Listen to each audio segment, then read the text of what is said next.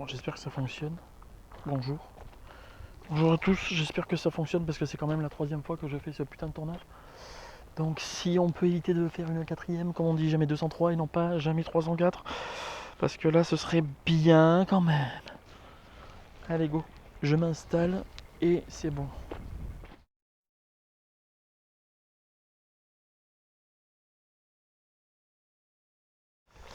Bon, on y va gaiement.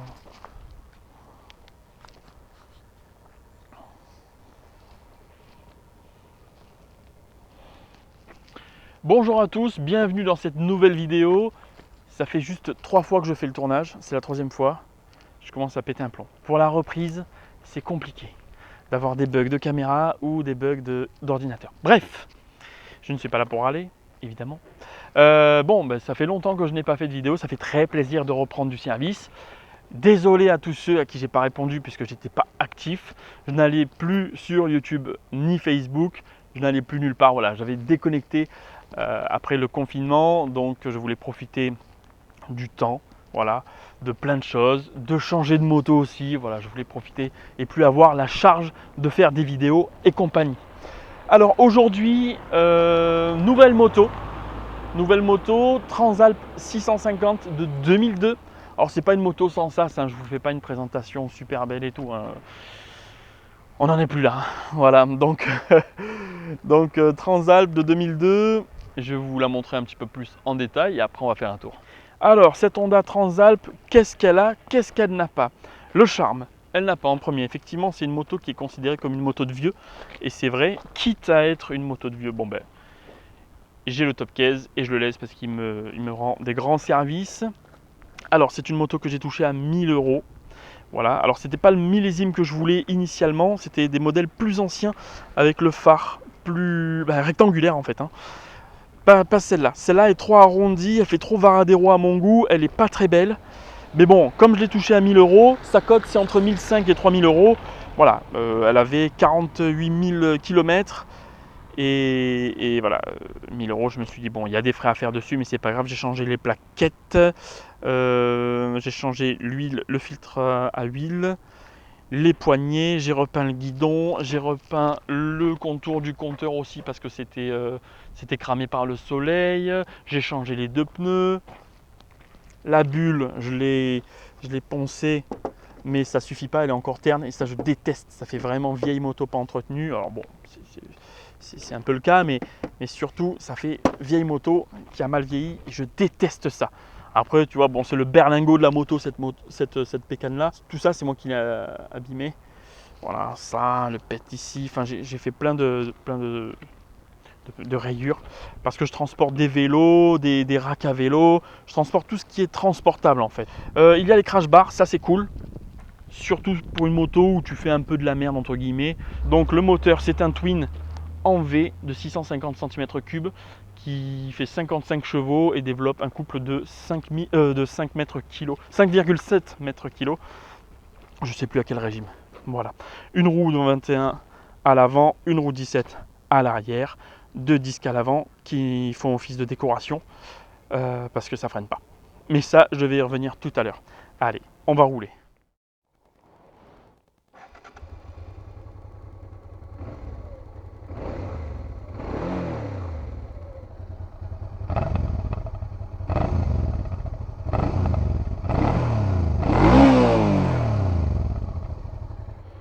Vous avez entendu, c'est pas un bruit génial à haut régime, par contre à bas régime, oui.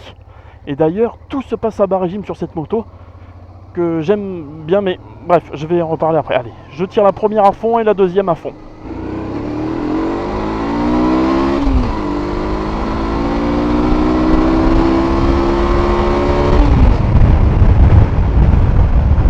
Voilà, une bonne accel, au moins on voit ce qu'elle a dans les tripes. Alors, je vais commencer par le moteur et boîte.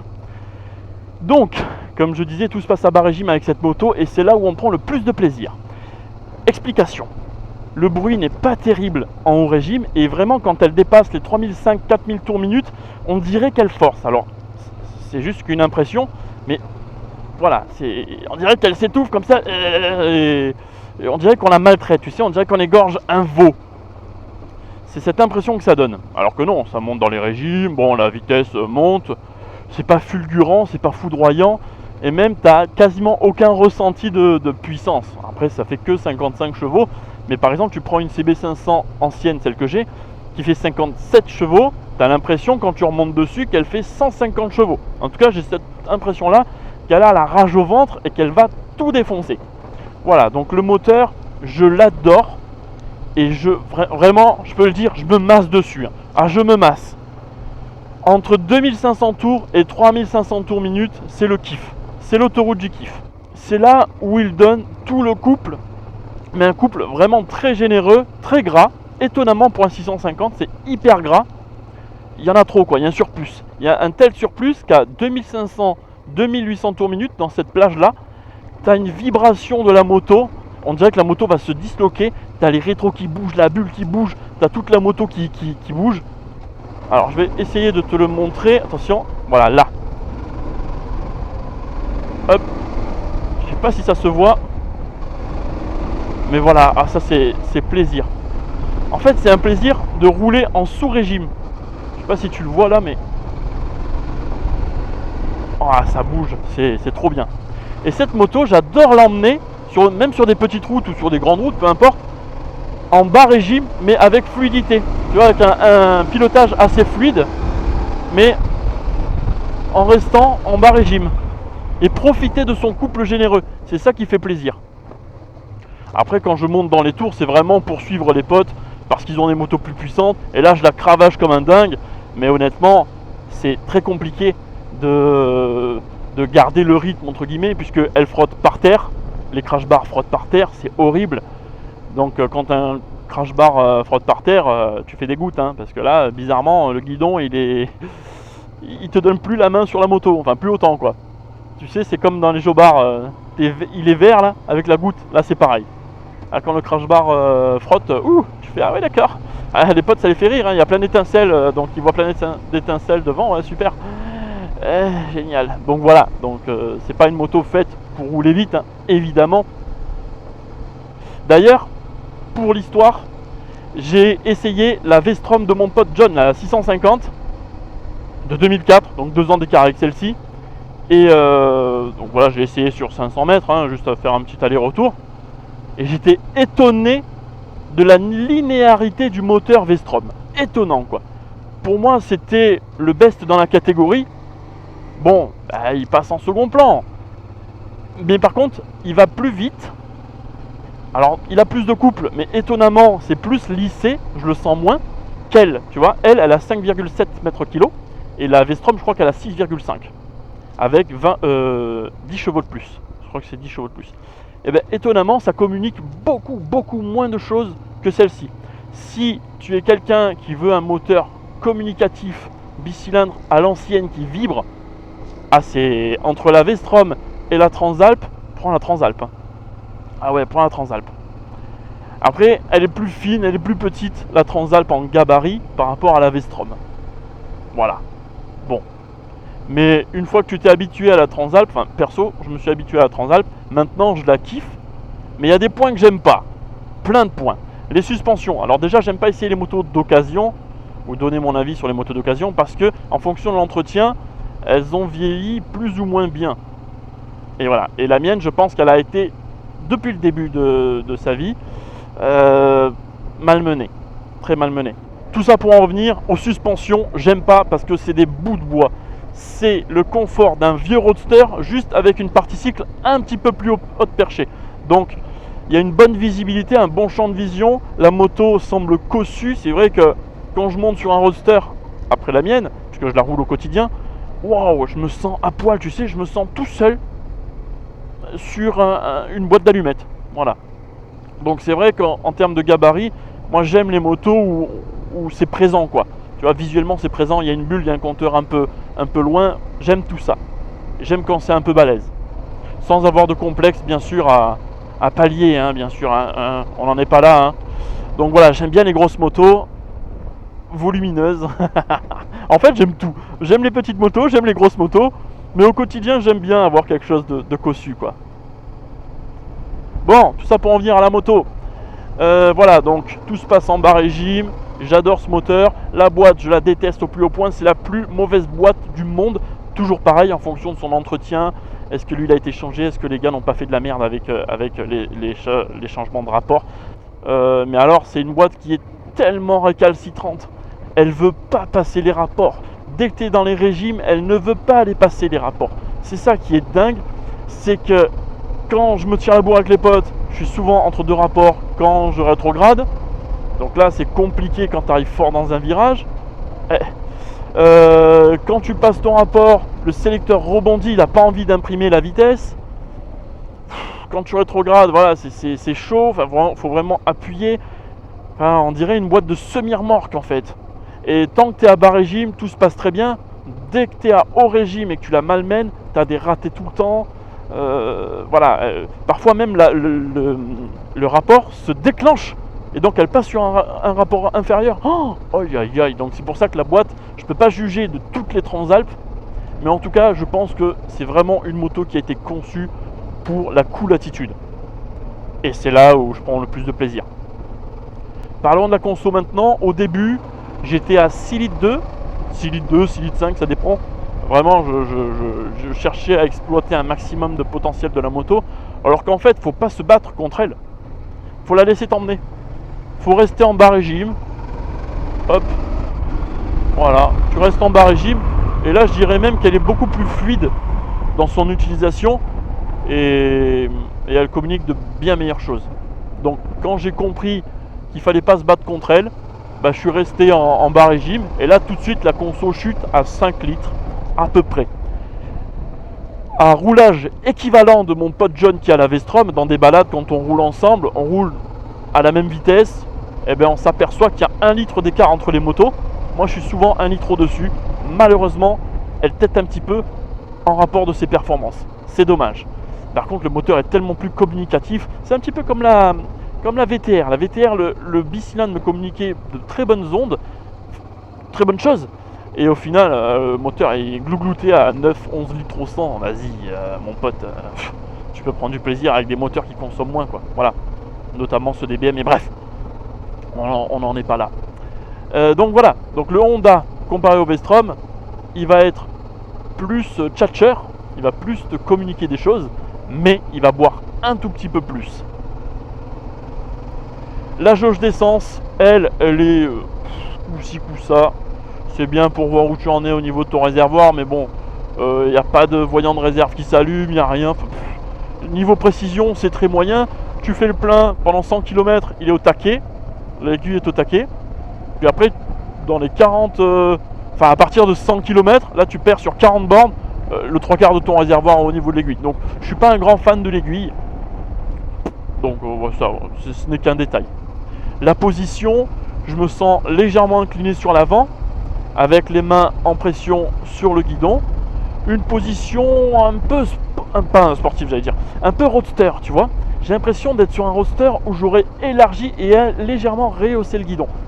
Voilà, donc c'est pas vraiment le trail où tu vas être pépère, coolos, très en arrière, avec un guidon très haut perché. Non, non, il est pas si haut que ça le guidon. D'ailleurs, je vous mets la hauteur et la largeur du guidon dans la description de la vidéo. Pareil pour les jambes, elles sont pas très déployées, mais elles sont pas très pliées non plus, c'est une position assez intermédiaire.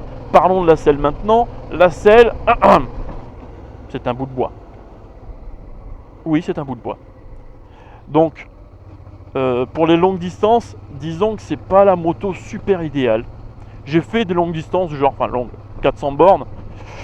Je peux te dire que je suis plié à la fin de la journée. Je suis plié en deux.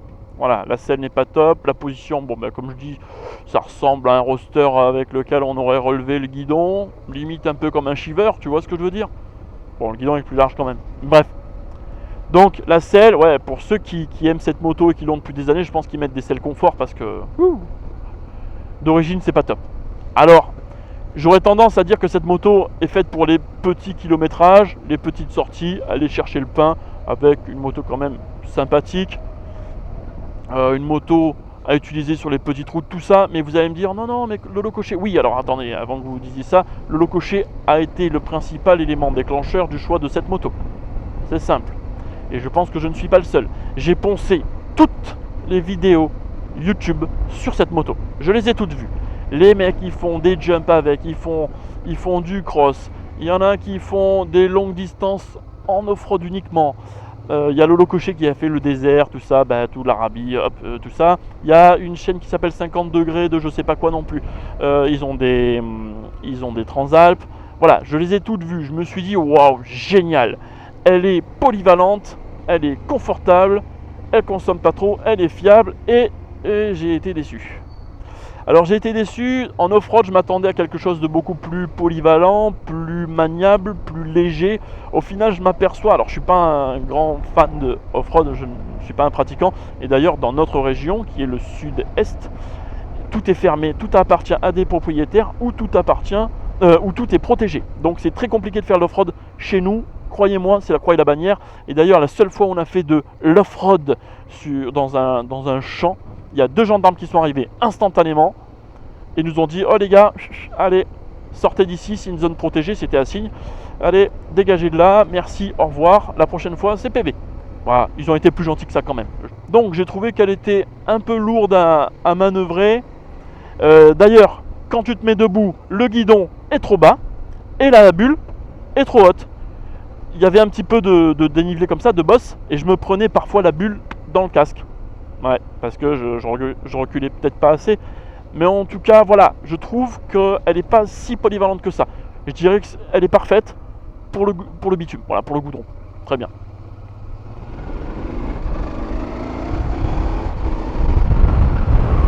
Après, dans son homogénéité, c'est une moto très facile, très manipulable. Je veux dire, elle est légère à emmener. Tu vois, autant quand tu montes dessus, que tu la manœuvres, pour la garer ou quoi, c'est un peu lourd comme moto à manœuvrer. Mais alors, une fois que tu l'emmènes, elle est top. Elle tient bien la route. Ça saucissonne pas trop, sauf en duo. Voilà, en duo, c'est pas top. Duo chargé, j'ai détesté. J'ai vraiment détesté. Je l'ai fait sur 400 km, donc 2 fois 200 km. J'ai pas du tout aimé cette moto. Tu perds pas mal en performance. Le couple est toujours généreux, donc ça c'est cool. Mais alors en freinage, tu perds. En partie cycle, elle devient très molle. Alors elle te donne un petit peu de confort au niveau des suspensions, mais s'il faut avoir 70 kg derrière, c'est pas top quoi. Surtout que moi je roule 98% du temps seul sur la moto. Et là tout de suite le confort devient plus manquant. Voilà, donc c'est vrai qu'avant d'acheter cette moto, je l'idolâtrais, je regardais les forums. Bon, t'as toujours des forums de mecs spécialistes, enfin vraiment sur les motos du genre Bandit, Hornet, la Phaser, tout ça, voilà, des mecs qui se pignolent un petit peu sur leur moto. Bon, on peut pas leur en vouloir, ils aiment leur moto, mais là, comme le Transalp, c'est des motos pas chères, faut pas les idolâtrer. Je veux dire, voilà, c'est du low cost. Pour moi, c'est du low cost. Je m'étais fait un petit peu réprimandé quand j'avais dit que le CB500X était un trail low cost. Mais les gars, qu'est-ce qu'il y a de low cost? Je veux dire, low cost, c'est pas une insulte, c'est juste du pas cher, du bon rapport qualité-prix, c'est tout. Quand tu prends du truc Airwaves là, des Émirats là, low cost admettons, je sais plus, c'est juste que tu payes ton billet d'avion moins cher, mais au final tu fais le même trajet dans quelque chose qui ressemble à un autre avion, tu vois. C'est juste que le matériel embarqué est de moins bonne qualité.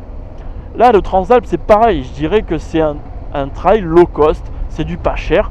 C'est bon rapport qualité-prix. Après, c'est sympa hein, pour ceux qui veulent balader, qui veulent pas de performance, le confort rudimentaire, comme je disais. Mais voilà, pour ceux qui ne s'attendent à pas grand-chose de fou, allez-y, les gars. Perso, depuis que je l'ai, ça fait 5 mois. Hein. Je l'ai eu en mai. Eh ben, j'adore cette moto. Je suis tous les jours dessus, j'adore. Au quotidien, j'adore. Je trouve qu'elle n'est pas très large, donc elle passe bien dans les bouchons. J'adore. Mais, quand je suis en discussion, je peux pas dire que c'est une superbe moto. Tu vois, elle fait le taf. Elle est bien, je l'adore. Nana, tout ça. Mais ça s'arrête là. Quand je suis au feu et qu'il y a une sportive qui arrive, bon, ben je me baisse comme ça. Je baisse la visière. Je fais ça.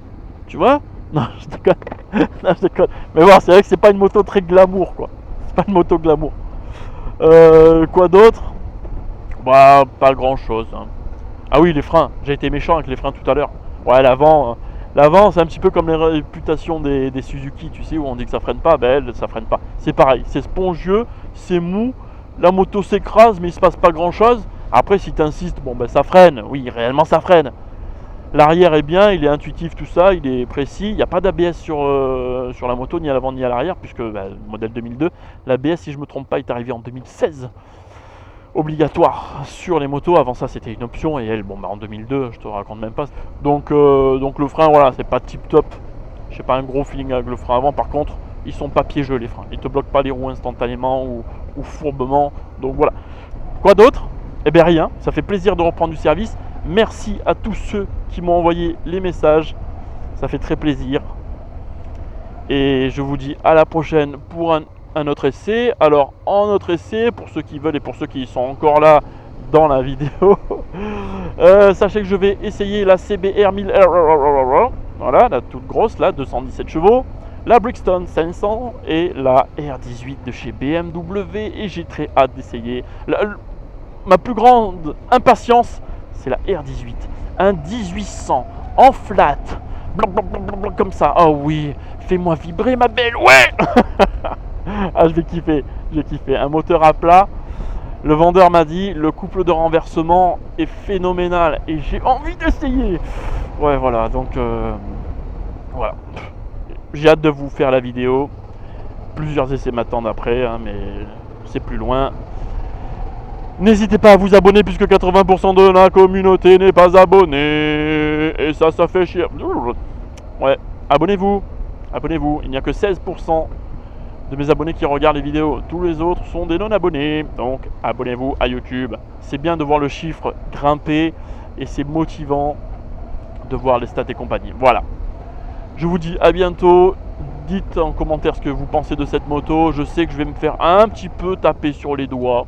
Je pense, parce que bon ben voilà, c'est une moto où la réputation précède, mais c'est pas grave, j'assume, c'est mon avis.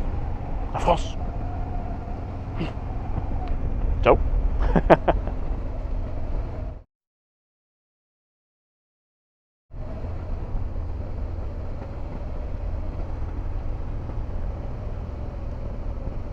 Oh, oh, elle pète. Oh, hallucinant. Alors elle pète, on va dire. C'est pas qu'elle pète, c'est qu'elle éternue. Horrible. Elle est horrible sous tous ses aspects cette bécane. Non, sauf le pot, il pétarde un peu. Ça c'est cool. Ça c'est cool, mais mais bref, faut que j'arrête là. Ciao.